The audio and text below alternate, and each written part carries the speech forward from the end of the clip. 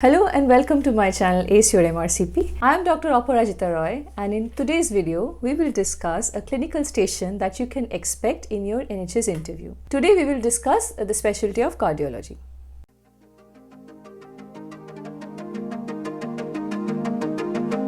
I'm going to talk you through a sample case scenario, the questions you can expect from that scenario and the model answers that the examining panel will expect from you. If you like this video, let me know in the comment section below, then I can make more videos on different specialties. And if you would like to practice a mock interview session with me, also let me know in the comment section below and I will let you know how best we can arrange that. So without further delay, let's start. Please read the question stem carefully. It is always a good idea to keep a notepad and a pen with you so that when you're going through the question stem, you can jot down your thoughts. For example, what history you would ask, what examination findings you're going to ask for, and what investigations you're going to plan. By doing this, you will not forget to mention any point when you're actually answering the examiner in a high pressure situation. The way the clinical stations are designed is that they usually start with a clinical stem and it ends with an open-ended question like, how will you approach this case, or talk us through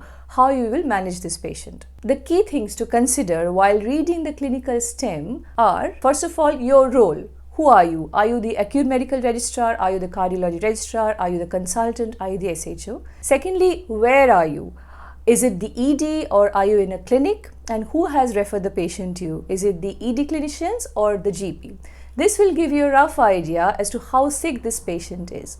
Also, it is important to know which hospital you are in. For example, if the question stem mentions that you are in a tertiary center, this should automatically trigger in your mind that this may be a case of out of hours coronary intervention. If you are in a DGH setup, that is a district general hospital setup, you may think about, okay, do I need to refer this patient for specialty input from a tertiary center? Another top tip would be never to forget mentioning that I would like to manage the patient's concerns and ideas.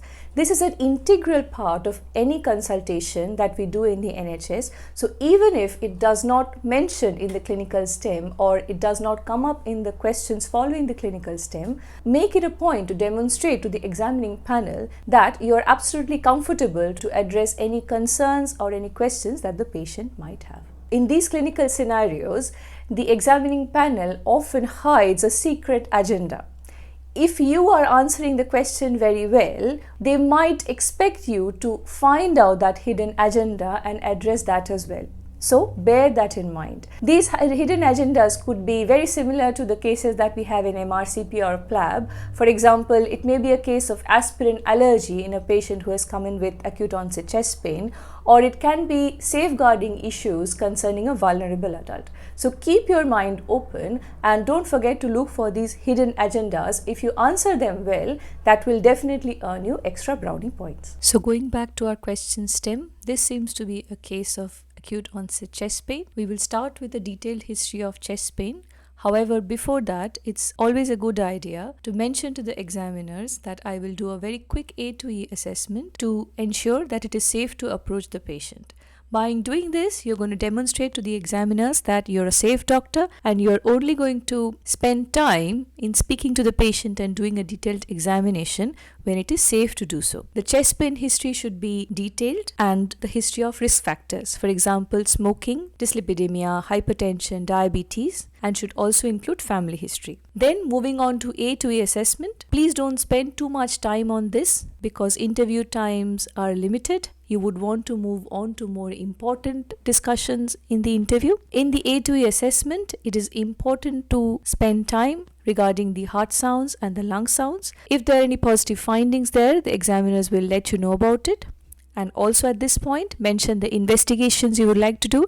Keep things simple and crisp here. Mention the most important investigations you're going to request at that point, which should include a blood gas, an ECG, and bloods including troponin levels. Now, depending on whether you have asked the right questions or not, the examiners will further give you the history that this patient has come in with a worsening exertional chest pain. He is a heavy smoker, he's got history of hypertension. On examination, he has dropping SATs, his rest rate's high, and he's got bibasal crepitations in his lungs. They will also let you know about the VBG findings. Please make a note of them so that during further discussions you can correct them if there are any abnormalities. Also, at this point in a cardiology station, expect that they will give you an ECG. You would be expected to interpret that, describe the findings. Also, don't forget to write them down in your notepad so that in the pressure of the situation you don't miss any important findings. You may also wish to request for a chest X-ray and echo at this point. Based on how you approach the first part of your clinical station, that is, how you will approach the patient, depending on the questions you ask, the examining panel will give you more information about the clinical finding and investigation results, and there will be further questioning following that. Now, here are my few top tips on how to perfectly master this middle section of your clinical station interview. Now, the most important top tip is, if you don't ask, you don't get the result. For example, if you haven't asked about venous blood gas result, the examiner will not divulge the findings to you, and you may miss important points of intervention at that point. So it is very important not to miss the important relevant examination findings and investigations to ask. The examining panel will have a set of ideal answer sheet that they will use to mark every candidate. This is to maintain the standard of the exam, making it fair for all candidates who may be appearing for the same interview on different days. The more your answers match that checklist, the higher score you get. Please be aware that this ideal checklist would match the practices that are followed in the NHS. For example, a particular investigation may be very easily available in your country, but that may not be done in the NHS very frequently. Similarly, there are some must-dos or must-have investigations that are followed in the NHS that may not be a regular practice in your country. In order to score well, in your interview, you have to blurt out those answers that are must-dos or must-haves in the examiner's answers checklist. Now, the most important question is, how will you, an international medical graduate, get to know what are the common practices in the NHS? So, my top tips to that question would be, number one, make yourself aware of the NICE guidelines or clinical guidelines that are followed in the NHS. Number two, speak to your peers who are working in those specialties and ask them how do they approach certain scenarios that are quite commonly faced in the NHS. And number three, if you can, try and do some mock interview sessions with your mentors who are already working in the NHS, and do these practice sessions before your actual interview day so that you're comfortable in knowing how the NHS works and what investigations are commonly done in the NHS. So this is the most important part of your interview. That is, how would you manage this patient? For that, you have to have the correct diagnosis in your mind with relevant differentials. Please remember, there is point for the correct diagnosis, so your differential diagnosis must include the correct diagnosis for you to get full marks, and there should be relevant differentials as well. So assuming, let's say this is a case of acute myocardial infarction, you would go on to offer analgesia to this patient, which should be morphine and nitrate. This patient would need to be on dual antiplatelets and anticoagulants depending on the ECG findings and depending on what sort of intervention you're planning for him. Depending on the findings of your investigations, he may need diuresis and he may need angioplasty. If you have done really well, the examining panel might ask you further questions. For example, how would you hand over this patient to your consultant? Handover is a very important part of NHS consultations.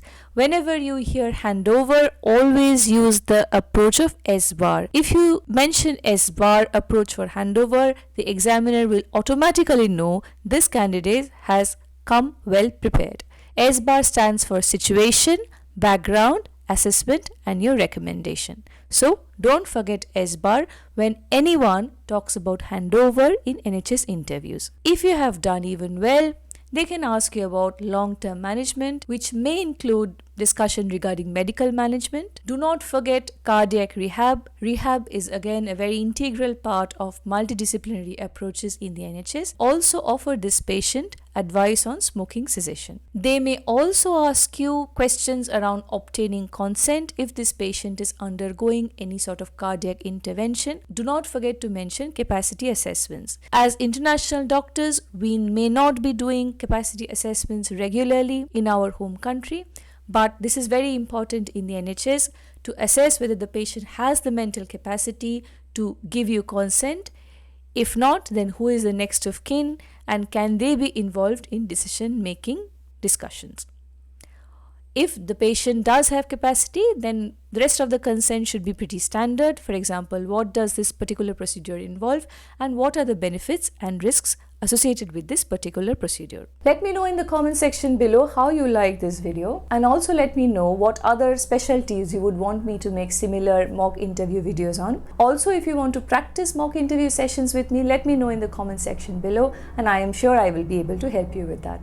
Till then, stay safe, keep studying and ace your MRCP.